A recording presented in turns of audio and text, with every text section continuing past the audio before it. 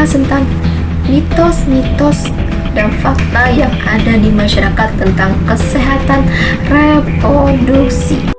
Assalamualaikum warahmatullahi wabarakatuh. Kembali ke channel YouTube aku. Kita akan bahas materi-materi yang up to date, materi-materi yang harus dibutuhkan bagi semua kalangan. Check it out.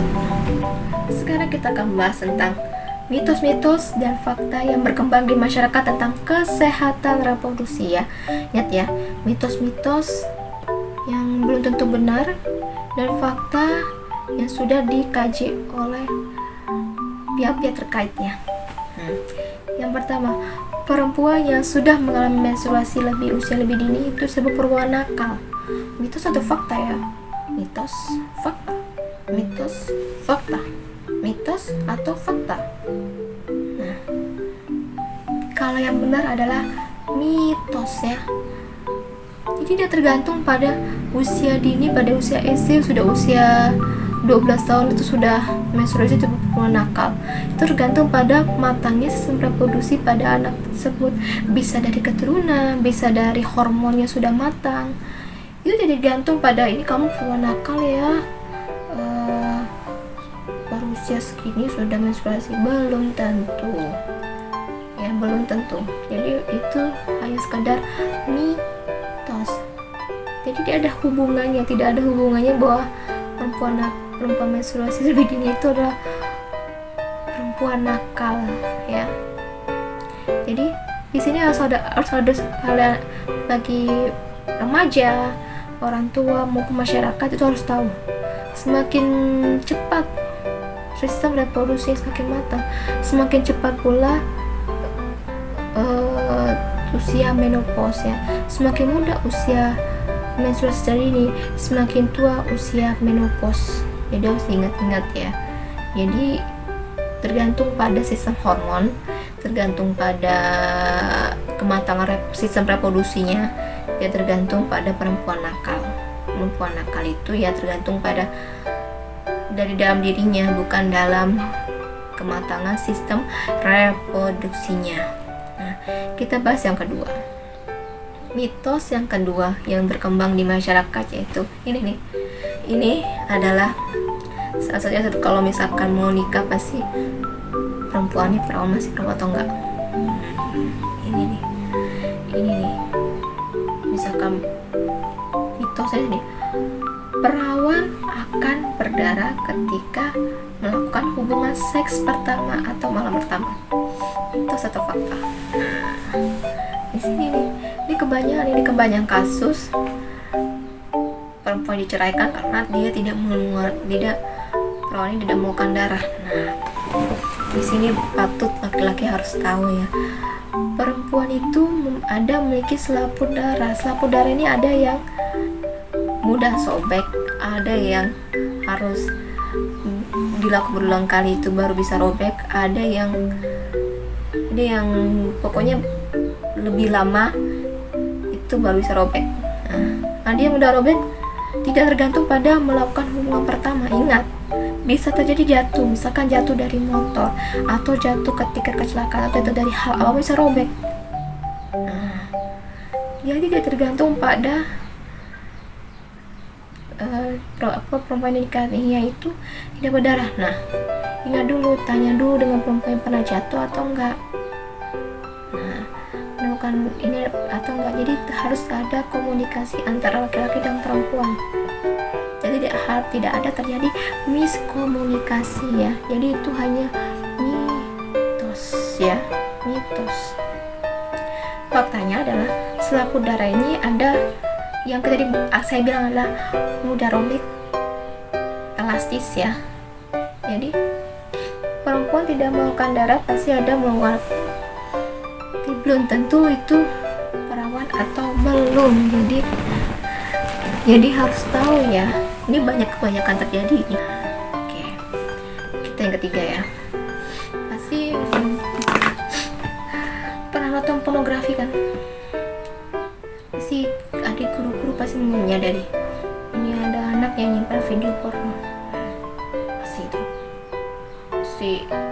Pasti menemukan ya ada gambar-gambar yang kurang etis harus dilihat oleh usia mereka.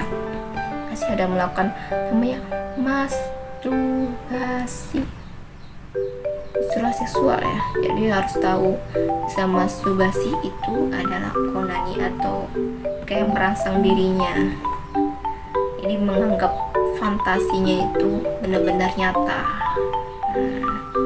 Jadi ini yang pada pria ya, biasanya yang dilakukan tuh banyak laki-laki ya. Jadi menyebabkan lututnya kopong. Lututnya kopong. Itu mitos atau fakta? Mitos, fakta. Mitos, fakta. Mitos itu fakta. Nah, masturbasi onani ini itu kalau menyebabkan lututnya kopong itu adanya mitos ya. Mitos. Kalau sudah kopong itu mungkin sudah menikah. Nah, itu perlu adanya pengetahuan seperti itu ya. Jadi kita tadi sudah tahu ya dari perawan itu tadi, kalau menstruasi lebih dini itu bukan perempuan nakal. Kemudian perempuan tuh harus mengeluarkan darah ketika sudah melakukan hubungan seks pertama gitu. Belum tentu jelas, belum tentu, itu hanya mitos. Yang ketiga nih, belum tentu, jadi hanya mitos. Faktanya itu menyebabkan luka, letih, capek jika berlebihan, masa bersusah, tidak konsentrasi, ketergantungan, dan tidak merasa butuh pasangan lalu. Kau sudah melakukan masturbasi dan onani terus, jadi tidak membutuhkan pasangan, seperti misalkan laki-laki selalu membuat hal seperti itu tidak membutuhkan perempuan. Bahaya itu, termasuk penyimpangan seksual. Maupun juga perempuan jika melakukan hal itu dia nggak butuh laki-laki, nah itu juga lebih bahaya. Jadi itu faktanya ya. Jadi yang tadi itu ikan kopong itulah mitos. Oke, kita bahas yang berapa tadi? Oke. Mitos itu orang yang hiperseks. Nah, kita harus tahu ya, hiperseks itu apa sih? Hiperseks itu adalah ketergantungan pada seksual. Jadi harus berhubungan seksual terus, maupun dengan pasangan, atau dengan benda-benda tertentu, atau dengan hal-hal lain. Itu dia selalu ingin kebutuhan itu harus seksual, terus tidak ada pikiran lain. Nah, itu namanya hiperseks. Itu berbahaya. Nah, kita yang bahas ini adalah mitosnya ya. Mitosnya bahwa orang hiperseks itu jalan mengangkang dan bentuk bokongnya rata. Itu satu fakta ya. Itu satu fakta ya. Mengangkang. Jadi kalau misalnya ada kebanyakan dari berkembang di masyarakat, kalau misalkan sudah ngangkang jalannya itu sudah nggak perawan lagi ya. Kita bahas tentang hiperseks. Jadi jawabannya adalah mitos. Jadi nggak tergantung pada jalannya mengangkang, terus bokongnya rata. Hiperseks itu biasanya perilaku yang sudah menyimpang, terlalu berlebihan, terlalu over. Jadi dia menganggap seksual itu kebutuhannya harus dilakukan setiap saat ya. Jadi faktanya ini tidak ada hubungannya dengan perilaku hiperseksual. Nah, kalau ingin membahas tentang penyakit menular seksual atau dampak pornografi, kita akan bahas pada pertemuan selanjutnya. Oke? Nah, ini yang mitos bagi perempuan. Oke, bagi perempuan yaitu payudara itu bisa membesar ketika diremas. Nah, ini ada juga sih yang menganggap seperti itu. Enggak juga.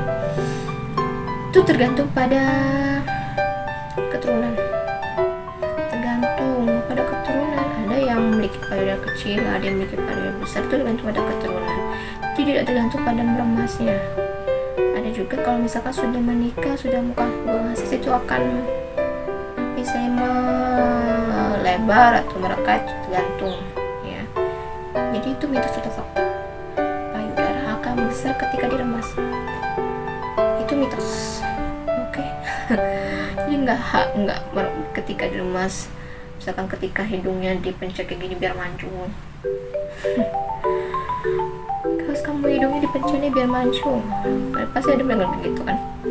Kalau sudah keturunannya hidungnya udah kayak gini, mau ditarik-tarik sampai manapun ya tetap kayak gitu.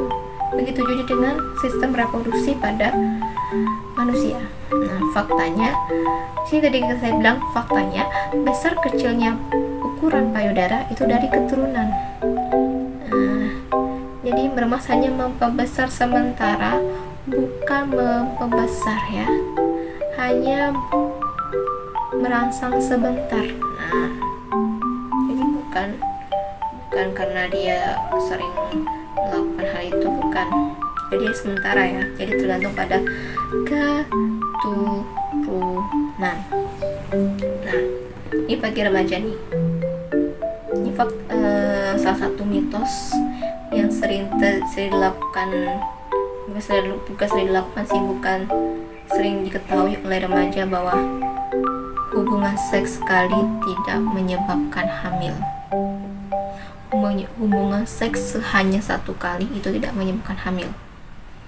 Jadi jangan coba bagi remaja, bagi anak-anak yang usia sudah mengalami pubertas, sudah mengalami menstruasi, yang sudah membebas, itu jangan pernah melakukan hubungan seksual, maupun usia di sebelum pubertas juga, itu usia muda itu jangan melakukan hal kayak gitu.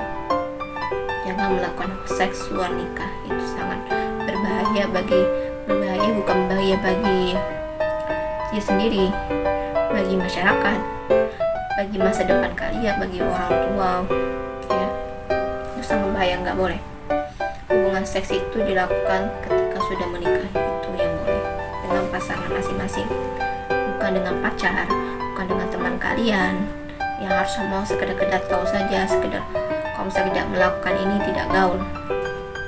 Oke. Mitos atau fakta? Oke. Kita bahas tadi.